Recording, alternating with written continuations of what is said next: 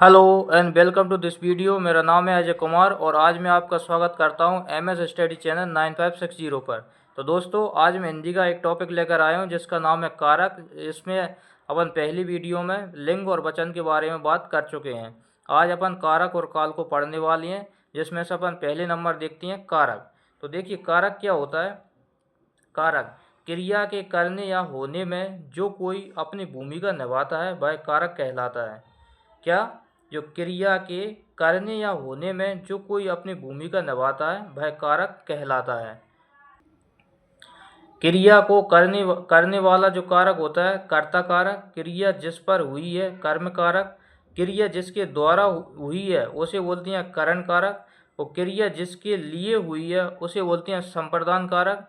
और क्रिया जिससे अलग होकर हुई है उसे बोलते हैं अपादान कारक। और क्रिया जहाँ पर हुई है उसे बोलते हैं अधिकरण कारक। मूल रूप से या आचार्य किशोरीदास वाजपेयी के मत से हिंदी में कारक के उपरोक्त 6 भेद थे। किसके अनुसार? या तो कारक के मूल रूप से पूछे जाए या फिर आचार्य किशोरीदास वाजपेयी के मत के अनुसार पूछे जाए तो कारक के भेद होती हैं 6। लेकिन बाद में संबंध और अधिकरण, संबंध और संबोधन कारक को शामिल कर लिया, जिसके कारकों की संख्या अब कितनी हो गई है? 8 हो गई है। अब यदि पूछा जाए तो टोटल कारकों की संख्या कितनी है, तो कारकों की संख्या टोटल है 8। और आचार्य किशोरीदास वाजपेयी के अनुसार कितनी थी? तो उनके अनुसार 6 थी। और मूल रूप से कारक थे 6 और कुल अब कारक हो गए कितने? 8। संज्ञा या सर्वनाम को कारक कहते हैं। जैसे देखिए, एक ट्रिक है, राम ने रावण को बाण से मारा। तो इसमें क्या हो जाएगा? राम क्या है? कर्ता हो जाएगा, रावण कर्म हो जाएगा और बाण क्या हो जाएगा? करण हो जाएगा। तो राम ने जो कर्ता के साथ जो विभक्ति चिन्ह आएगा नहीं आएगा। राम ने रावण को, रावण क्या है? कर्म है, और कर्म के साथ विभक्ति आएगी को। बाण से, बाण क्या है? करण है, क्योंकि बाण से जो किसी से कार्य हो रहा हो कारण होगा, तो बाण क्या है? इसका कारण है। तो करण से इसमें विभक्ति आएगी। तो करण से यानी कि बाण से मारा। इसके बाद अपन पहला देखते हैं कर्ता कारक। कर्ता कारक की जो विभक्ति जिसको भी बोलते हैं परसर, और इसी को बोलते हैं कारक। जो चिन्ह होता है ना वो होता है ने।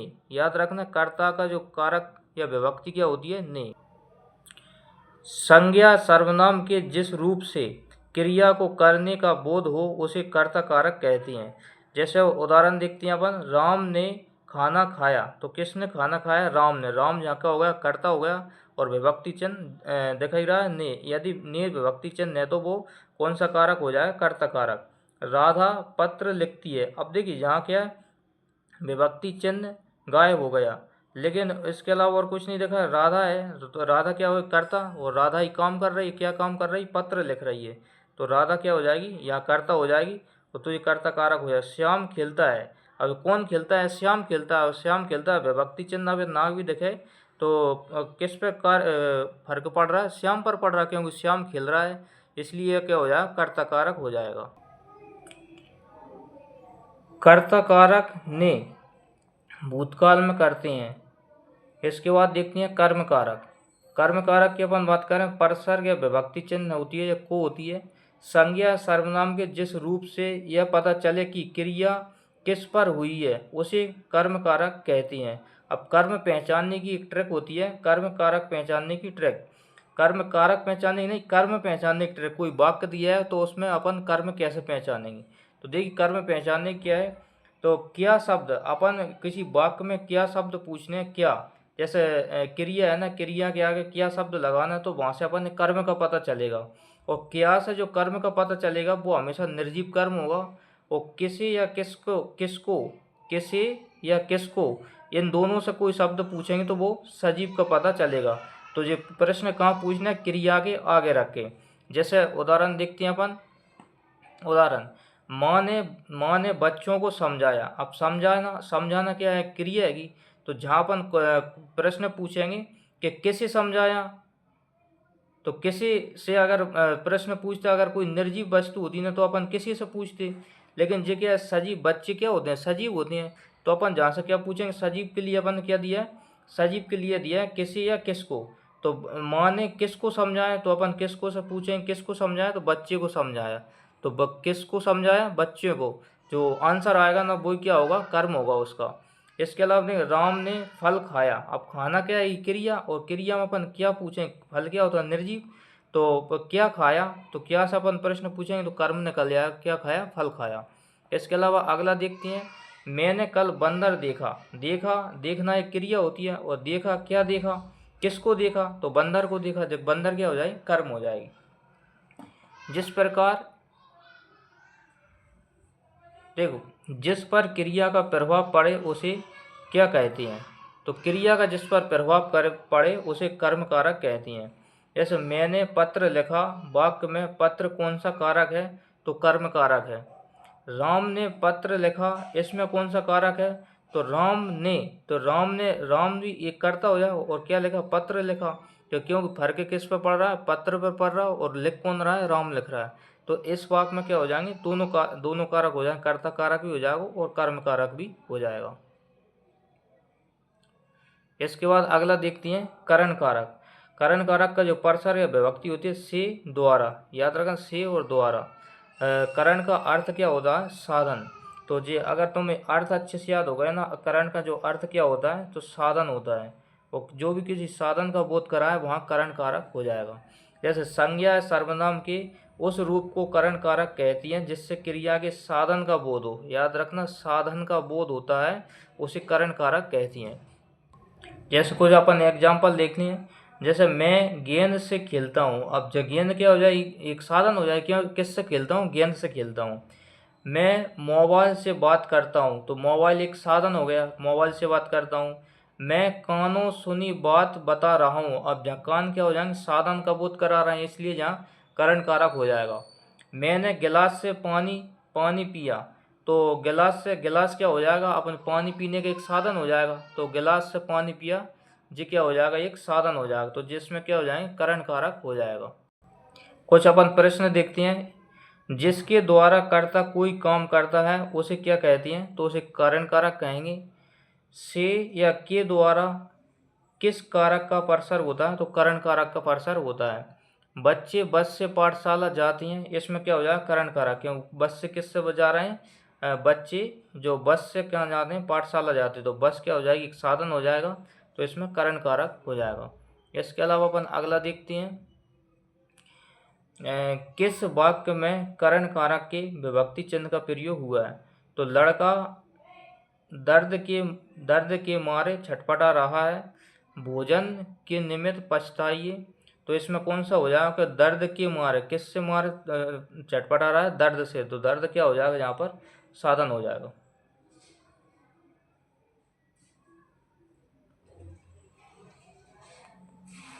अगला देखते हैं संप्रदान कारक।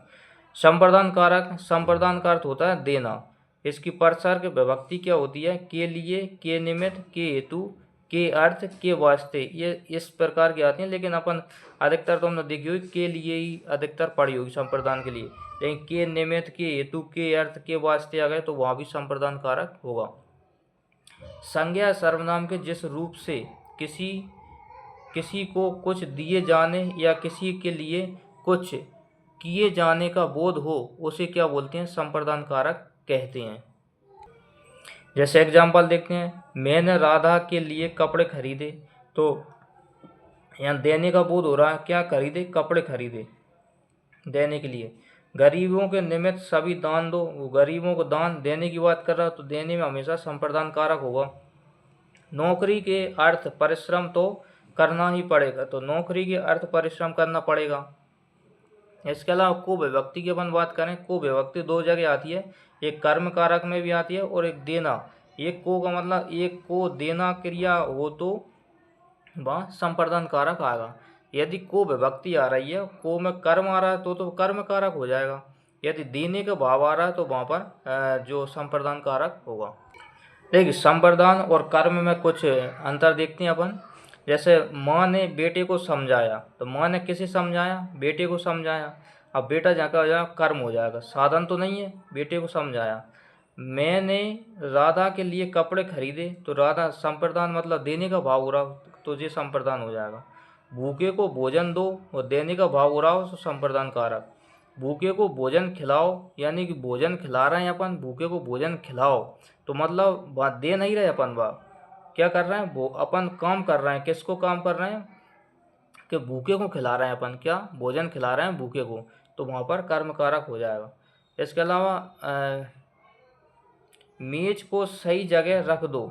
अब मेज को सही जगह रख रहे हैं, तो मेज को अपन कहीं जगा रहे हैं, मेज क्या है, कर्म है, तो कर्म में परिवर्तन कर रहे हैं, तो कर्म कारक हुआ। वैसे ही अपन जहाँ भूखे को, अपन भूखे में क्या परिवर्तन कर रहे हैं, भूखे को अफरा रहे हैं, तो वहाँ भी क्या हो जाएगा, भूखे को भोजन खिलाओ, तो कर्म कारक हो जाएगा। इसके अलावा आगे देखते हैं अपन, राजा भिक्षुक को दान देता है, तो यहाँ का आ जाएगा संप्रदान कारक। राजा सेवक को कंबल देता है, जिस संप्रदान कारक, देने का भाव हो रहा। राम ने राधा को कलम दी, तो देने का भाव हो रहा, तो संप्रदान कारक होगा। तो इस प्रकार अपन कर्म और संप्रदान में अंतर देख सकते हैं। इसके बाद आता है अपादान कारक, और अपादान सबसे इम्पोर्टेंट कारक होता है अपादान। अपादान कारक का जो परसर होता है से अलग, जहाँ अलगाव का भाव होना, वहाँ अपादान कारक होता है।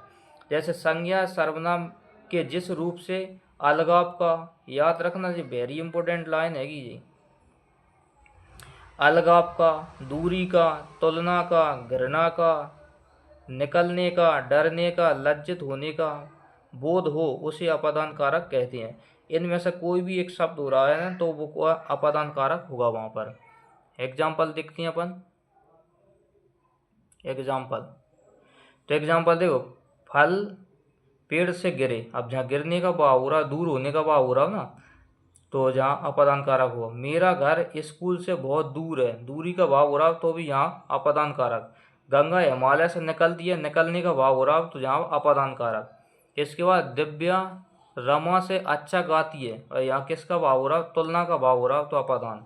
विद्यार्थी गुरुजी से डरती हैं यानी कि भय का भाव हो रहा है, तो भय का भाव होगा, तो वहाँ भी डरने का भाव होगा, वहाँ भी अपादान। राधा बड़ों से शर्माती है, तो यानी लज्जा का भाव हो रहा हो, तो जहाँ भी अपादान कारक होगा। इसके अलावा और देखते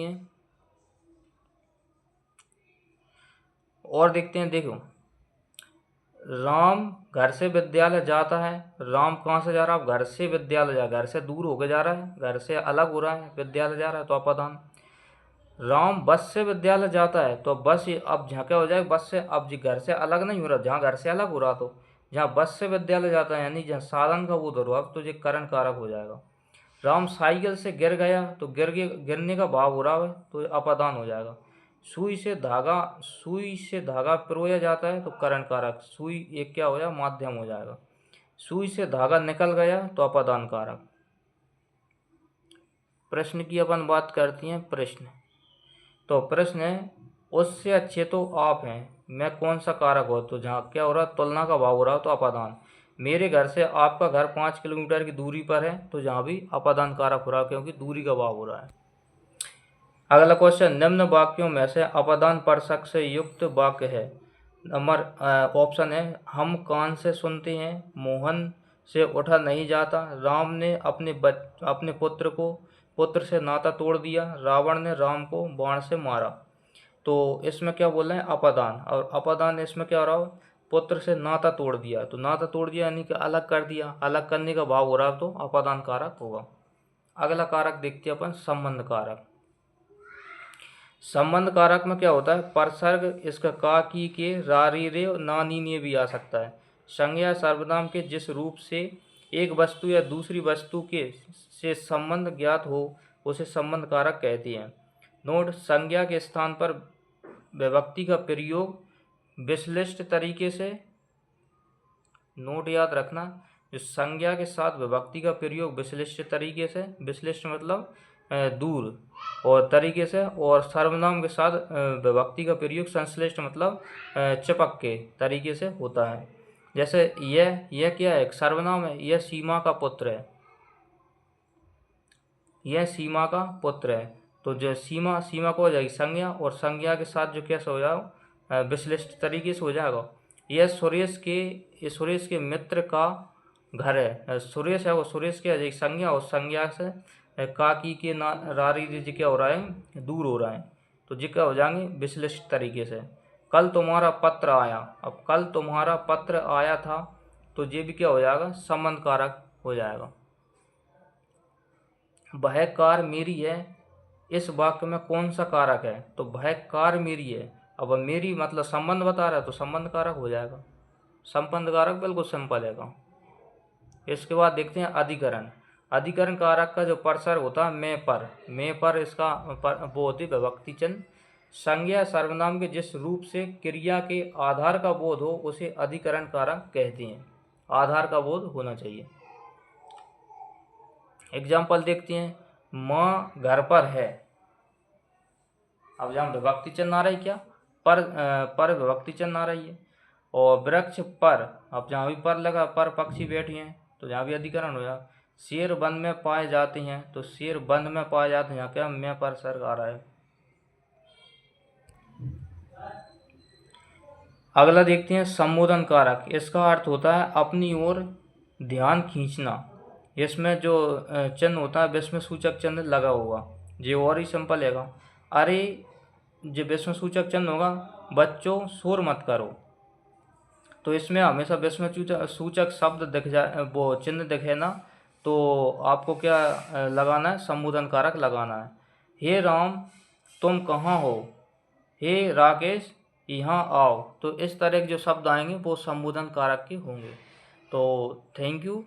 जब तक ये वीडियो को अभी तक लाइक नहीं किया है तो लाइक करें और चैनल को सब्सक्राइब करें, और जो भी आपके स्टडी रिलेटेड हैं फेसबुक व्हाट्सएप ग्रुप, उसमें इस वीडियो को ज़रूर शेयर करें, क्योंकि ये वीडियो बहुत ही अच्छी है। और थ्योरी क्लास मैं करा रहा हूँ जो वर्ग 3 और इसके अलावा यूपीएसआई में हिंदी के पूरे टॉपिक में इसी चैनल पर कराने वाला हूँ। तो जब तक के लिए बने रहिए। Thank you. जय हिंद।